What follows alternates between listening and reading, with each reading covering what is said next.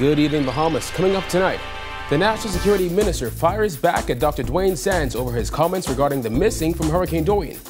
Local social media stars Daddy White's and car wash sentenced to 3 months in prison. Plus, beauty salons and barbershops reopen.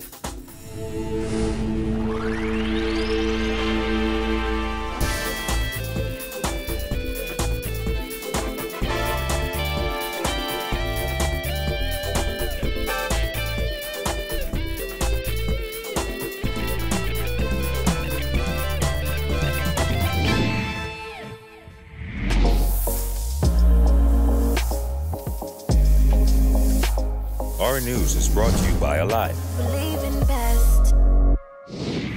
Welcome to Our News and thank you for joining us. I'm Kyle Joaquin.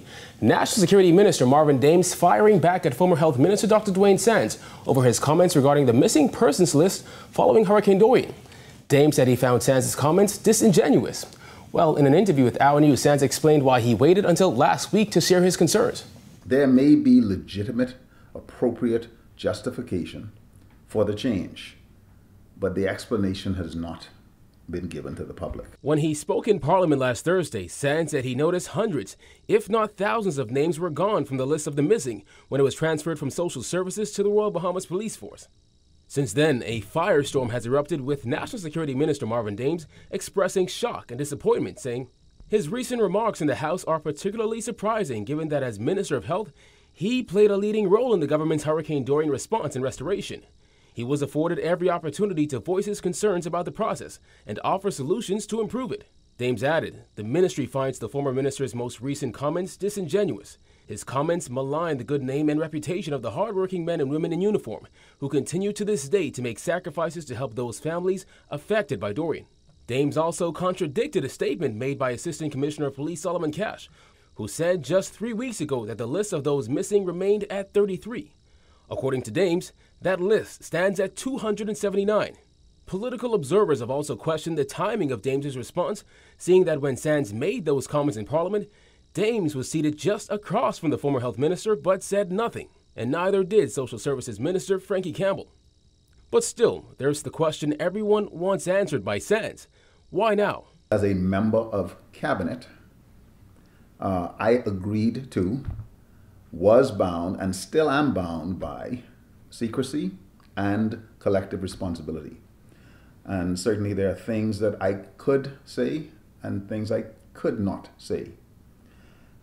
Things change all of the time. Not everything that a person may feel personally rises to the point of resignation.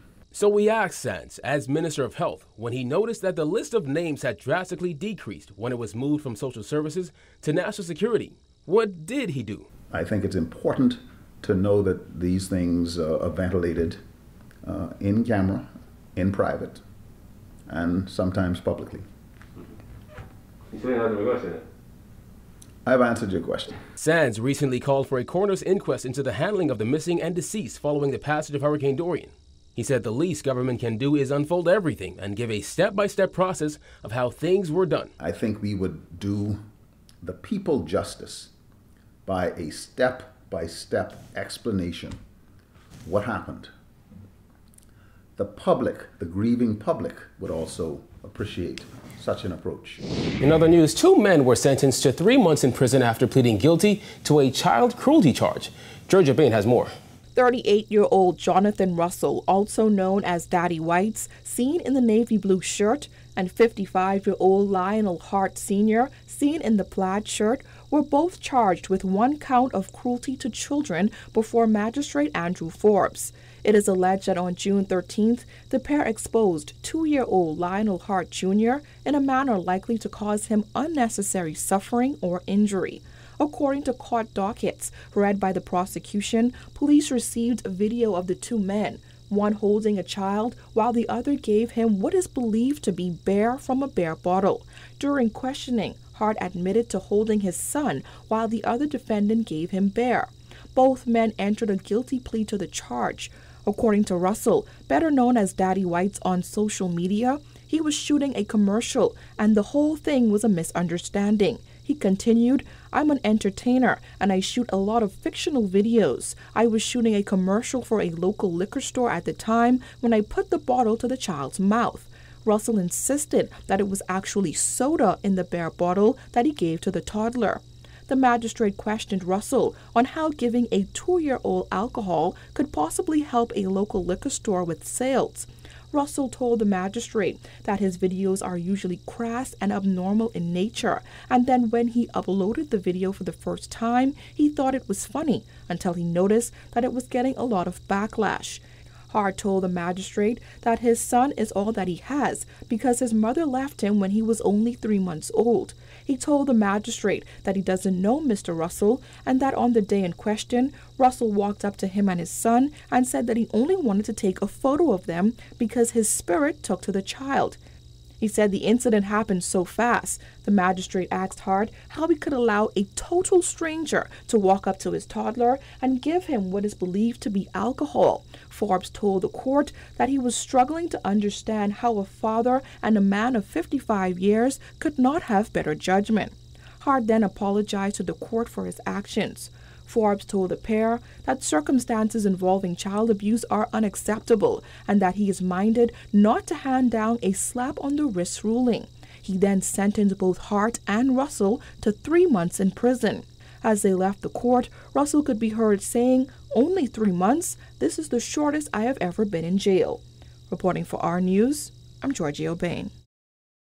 23-year-old Alicia McNeil, also known as Car Wash, was sentenced to 3 months in prison after pleading guilty to a cruelty to children charge before Magistrate Andrew Forbes today. McNeil had trouble breathing as she climbed the court steps. Officers fanned her as she tried to catch her breath, and she was taken to the police station where she was examined by medical personnel, then returned to court. On June 4th, she allegedly assaulted a 7-year-old boy in a manner likely to cause him unnecessary suffering. McNeil said she was teaching him how to read and write, but the child kept saying, "Man, Alicia, I ain't on that run." McNeil said she called the child's father, who told her to beat him if he doesn't listen. When the boy's mother picked him up, she discovered marks on his back. The magistrate asked McNeil how she would feel as a mother if someone who was dating her child's father disciplined her child without her permission. She replied, "I would feel some kind of way, but I didn't intend to hurt him." Family members have identified the 3 men killed by police on Saturday. Jared Higgs has more. Family members tell Our News that the men killed by police on Saturday are 28-year-old Rashard Clark, a.k.a. Ryder, 27-year-old Gerard Ford, a.k.a. Dogbite, and 25-year-old Deshaun Smith, who went by the street name Spider. The men were killed after Police Commissioner Paul Roll says an officer was ambushed while attempting to speak to the driver of a heavily tinted white Honda that was first spotted parked near a funeral at Spikenard Cemetery. After confronting the vehicle on Cowpen Road, Roll says the first shots came from the back of the Honda and officers returned fire, killing the men. No officers were injured and a pistol was reportedly recovered from the vehicle. Officers believe the men were targeting somebody at the funeral. Clark's family members tell us that the man is the father of a 1-year-old girl. They admit that he had troubles with the law. The mother of his child, 31-year-old Rashan Barnaby, says it was tough for him to change his lifestyle. When you live a certain lifestyle, you can't just jump up one morning and say, okay, I changed my life and I finished with that. Because your past is come to haunt you. 25-year-old Smith, who previously faced weapons charges, also leaves behind a 2-month-old baby. The other man, Gerard Ford, also faced gun charges in the past. He leaves behind 2 boys, ages 2 and 7. But it was Clark whose criminal past was most severe. He faced charges including murder, but his family says he was never convicted. His girlfriend and aunt say despite his checkered past, the killings don't sit right with them. The way he was killed and by the law that was supposed to be here protecting you, I feel it was terrible. It was bad. I mean, he had his ways and stuff, but a more loving, respectable, caring young gentleman that you don't want to see. Commissioner Roll told media on Saturday that the men were known to police. He justified the killings, saying anybody who engages police with gunfire will meet their maker. However, the families of the 3 men expressed doubt at police version of events. Family friend and Hay Street resident Sabrina Paul believes the early mention of their criminal history was unfair to the men. The first thing they stick out there at the public, they was known to the police. And that is so wrong, you know, and it's so oppressing that's all you could come up with in this time when the family is in mourning When they have loved ones, they leave children to be taken care of. Now, the families of the three men gathered on Hay Street Park on Sunday, and they'll be back here this coming Sunday for a candlelight vigil. Now, the matter, of course, handed over to Her Majesty's coroner. Reporting for Our News, I'm Jared Higgs. Thanks, Jared. Well, as the country prepares for the July 1st reopening of its borders, the Consultant Physician Staff Association is calling for tourists to be tested for COVID-19. Bethany McDermott reports. Travelers entering the Bahamas should continue to have COVID testing at this time. CPSA President Suprika Pinder-Butler says opening the country's borders to visitors who have not been tested for COVID-19 could deal a devastating blow to not just the economy, but the healthcare system. While the association supports the gradual reopening of the economy, Pinder-Butler says physicians are gravely concerned about the surge in COVID-19 cases in other parts of the world like Beijing and the United States, where some 82% of the country's tourists come from. Certainly because we know that our country is getting set to reopen, those things can significantly impact us because we expect to have tourists visiting us from the United States. And so inevitably that may also cause us to see an increase in our cases, and that is cause for concern. Former Health Minister Dr. Dwayne Sands has also made it clear he does not support allowing untested visitors to enter the country and urged the government not to play Russian roulette. Back in April, Sands revealed that more than 200 healthcare workers were in quarantine after exposure to a patient on Princess Margaret Hospital's medical surgical ward. Pinder-Butler says a small percentage of her members were impacted. She added that another surge in confirmed cases would disturb the healthcare system. We have now begun to settle back into our new norm, for lack of a better word. And certainly we know that if we do have a surge in cases, that may prove troubling for us because we are now starting our new road to economic recovery. And the challenges that persisted prior to this in terms of resources with nursing staff, physicians, space challenges, all of those things will come back again. Then there's the concern about the virus spreading to the Family Islands, which currently have no cases, with the exception of Bimini and Cat Key. We know that we're challenged in terms of us not being able to get to all of our islands because we're separated by water. We saw that when we had the cases in Bimini, trying to get persons to Nassau. And so the CPSA is urging government to rethink the decision to allow tourists to enter the country without COVID-19 tests in hopes of protecting not only physicians but the public at large. Reporting for Our News, I'm Bethany McDermott. The processing of permit and residency applications by the Department of Immigration is down significantly, according to Immigration Minister Ellsworth Johnson, who also revealed that revenue collection is down as well. Jasmine Brown reports. Johnson also gave statistics showing a sharp decline in the number of permits issued this fiscal year compared to the previous year. It is also noteworthy that for year 2018, the Department of Immigration processed some 153,474 applications. However, Mr. Speaker, for the fiscal year 2019-2020, during the identical period of time, the agency processed a total of 55,906 such applications for various permits and residencies. This is approximately 1/3 of the amount processed in the 2018-2019 fiscal period. The Trade, Industry and Immigration Minister told parliamentarians that while revenue collection exceeded expectations during the 2018-2019 fiscal year, it has declined sharply this fiscal year. As you are aware, the Department of Immigration is a revenue-generating agency. During the 1st July 2019 to May 2020, the Department of Immigration accrued revenues totaling $57,465,076.24.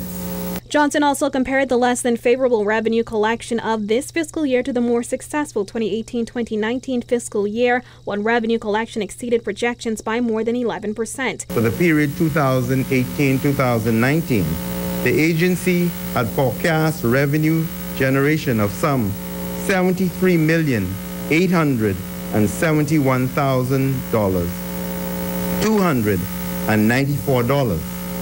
Due to increase in permit fees and increased income generation throughout the referred period, the agency collected some $83,853,000. 53. Get them figures now, get them figures. Don't worry about that, I got it. And I could read good too. $83,853,424.80. Reporting for our news, I'm Jasmine Brown. All right, thanks, Jasmine. Still to come, beauty salons and barbershops back in business. Stay tuned.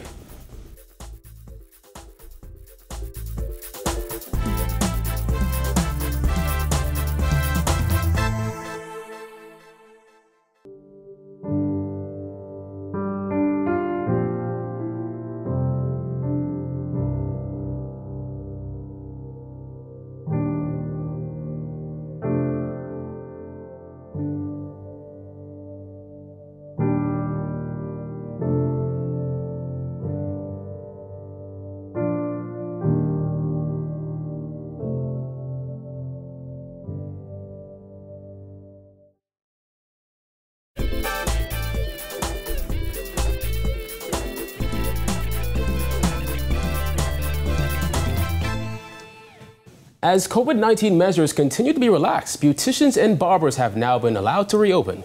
Jillian Gray has more. A cut, a trim, or a simple shampoo. Beauty shops and barbershops opened for the first time today, with many of their owners saying they were eager to get back to work. I have people texting me right now trying to book appointments, and they're like, are you free this day? Are you free that day? And they were actually trying to come from a long time ago, but I had to tell them, you know, I'm adhering to the government protocols. I don't want to break the law or anything. Dominique Petty-Home has been styling here for over 10 years. Her business was on pause after the birth of her first child, and when COVID-19 hit, that break was extended for another 3 months. COVID-19 also threw off plans for Pro Cuts barbershop owner Laurent Williams. We started before, we started this idea sometime in January. Of course, the pandemic would have slowed us down before the opening day. In actuality, this wasn't as bad as for us because we took the time to think a lot of things through to make sure that we can bring the best product to the Bahamian people. The new barbershop, which officially opened today, was set to open alongside a neighboring hair salon. However, completion of that store has been delayed. Both store owners have equipped their establishments with hand sanitizer, and masks are required. No mask, no entry, those kind of protocols that are in place. But at the same time, you find that we use steam machines to actually steam the furniture, steam the equipment, to make sure that we have the proper cleaning in place from a day-to-day basis. Even after every customer, we have to disinfect. So I've done an infection control COVID-19 certification course online. I have the certificate posted up so the clients know that they're safe when they come in, but I intend also to do the local one administrated by the Ministry of Health. Along with following Ministry of Health protocols, barbers and beauticians are also modifying the way they accept payments, using technology to ensure further efficiency and safety for their customers. We use an app called Ring My Stylist. It's in the App Store, so we are only pretty much based by appointments. Also, I've implemented cashless procedures and protocols. If they have online banking, they can pay via that, even PayPal. And then I'm also looking into implementing credit cards and debit cards. Reporting for our News, I'm Jillian Gray. All right, thanks, Jillian. Still to come, a look at Hurricane Dorian donations. Stay tuned.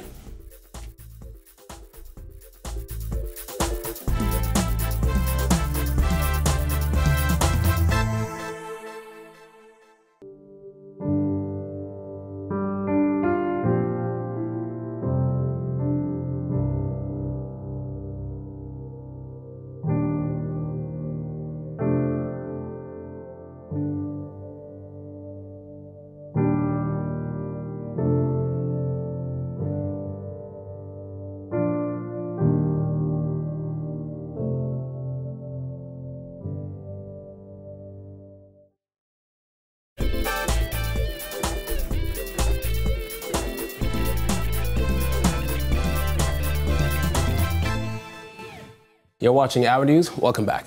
The government has received $16 million worth of donations since Hurricane Dorian. Minister of State for Disaster Preparedness Iram Lewis said the donations have come in the form of cash, rebuilding supplies, and in-kind contributions. He added $13 million has been used. The authority made the decision to focus on what is felt were the immediate needs in the disaster zones. Some of those decisions were informed by town meetings held in Abaco and Grand Bahama. It was important to speak to the residents, hear their concerns, and guide our decisions by the people who lived this terrible experience. Still to come, Marcellus Hall chats it up with a Fight Club owner. Stay tuned.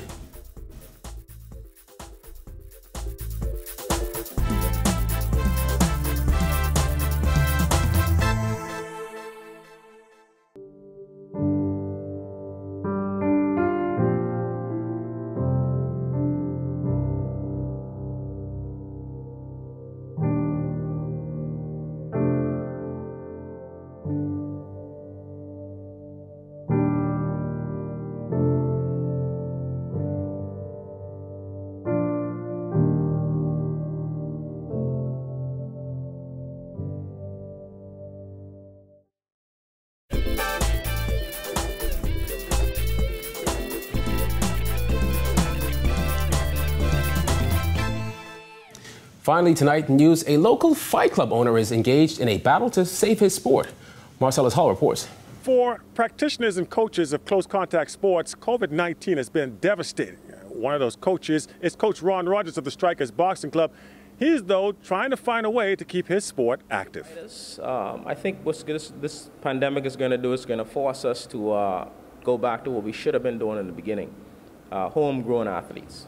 So now, you know, we may not be able to bring in foreign athletes to compete with, but we can restart the boxing here in the Bahamas. Having been on the verge of relocating out of the country, Rogers says he's now had to change plans.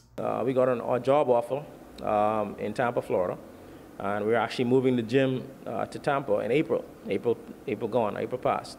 But due to the pandemic, we had to change our plans. And like I said, we're now trying to do everything homegrown. I'm currently building a new gym. Should be finished in the next 3 to 4 weeks. I approached the commission a few times about before the pandemic about revitalizing the Bahamian belts, championship belts. Either the national title belt or the actual district or individual belts like islands. And they were pretty receptive to it. Rogers is confident that boxing as a sport can be revitalized to once again capture the imagination and interest of sports fans in the country. Everyone loves boxing. I mean, no matter who you are, if they walk past a basketball court and see two kids playing basketball, and they walk past a box gym and see two kids sparring in the ring, they're going to stop and watch the sparring in the ring. I've seen it happen over and over and over. This is my third gym now, so we've been in different locations next to basketball courts. In fact, right across the street in Golden Gates from basketball court. And most of my fighters, believe it or not, are basketball players, including one of my pro athletes, Amron Sands. He's now 11-0, and he was a basketball player. In fact, he was off the school playing basketball. We have kids from places like Camp Road and Baintown and Golden Gates, people like from Fox Hill. I think once we get the community behind the fighters, behind the boxers, when they come to compete, it's going to bring the spark back into the sport. Rogers says he also has a number of programs within the various communities. We'll keep you abreast of those as well. For our news, I'm Marcellus Hall.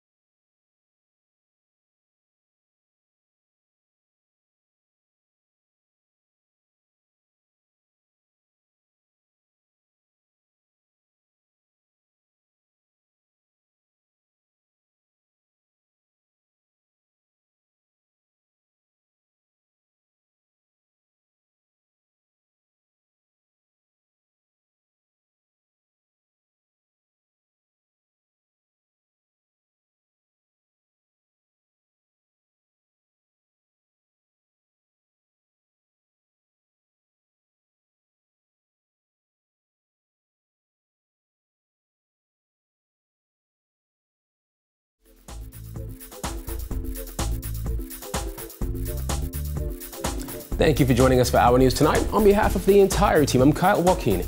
Remember, you can catch Our News on the go with the Go Play app. Have a good Monday evening, Bahamas.